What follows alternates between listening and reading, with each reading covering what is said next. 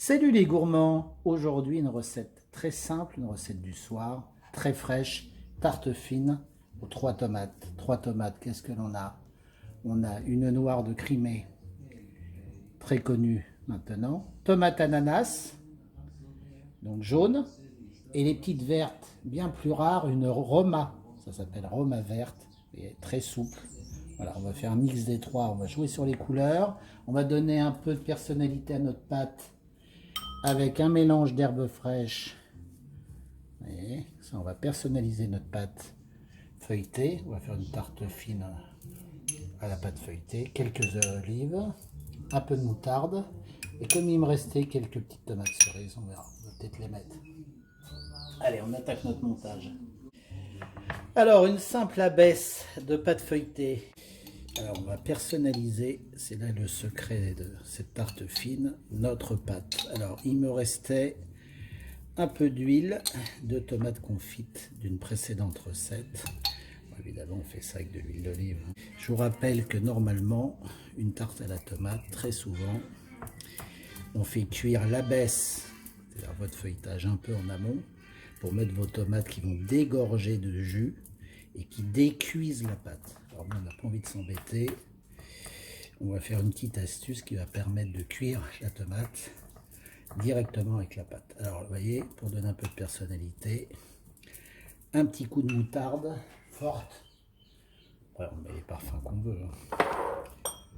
Voilà, le secret il est là, comme les mamies faisaient avec des tartes.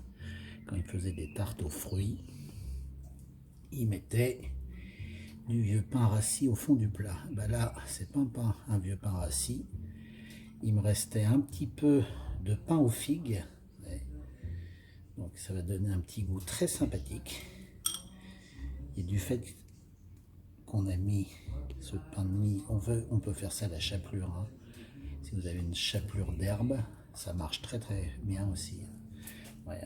Voilà. Et la chapelure, en fin de compte, elle va boire le surplus de jus des tomates. Ce qui nous permet de cuire notre pâte feuilletée directement. Et comme on veut faire un truc un peu à la fraîcheur, ouais, un mélange d'herbes, entre autres la menthe, ciboulette.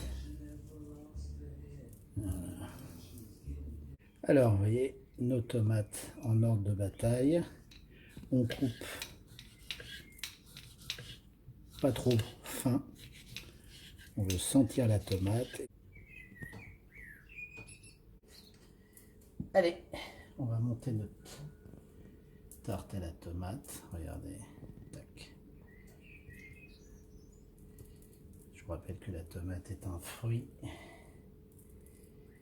Il y a énormément de sortes de tomates. J'adore ces tomates ananas.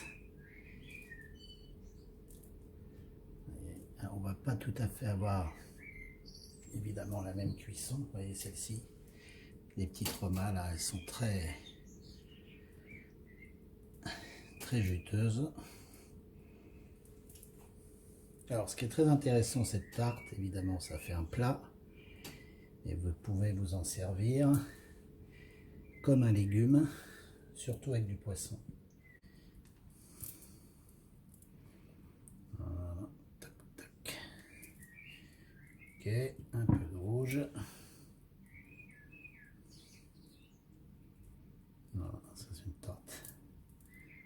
Tomate de compète. On va finir par de l'ananas. Voilà. Four très très chaud surtout. Voilà. Je l'ai mis à 200. Allez. C'est parti. Alors, nos 30 minutes sont passées. Vous voyez, voilà, ça c'est superbe.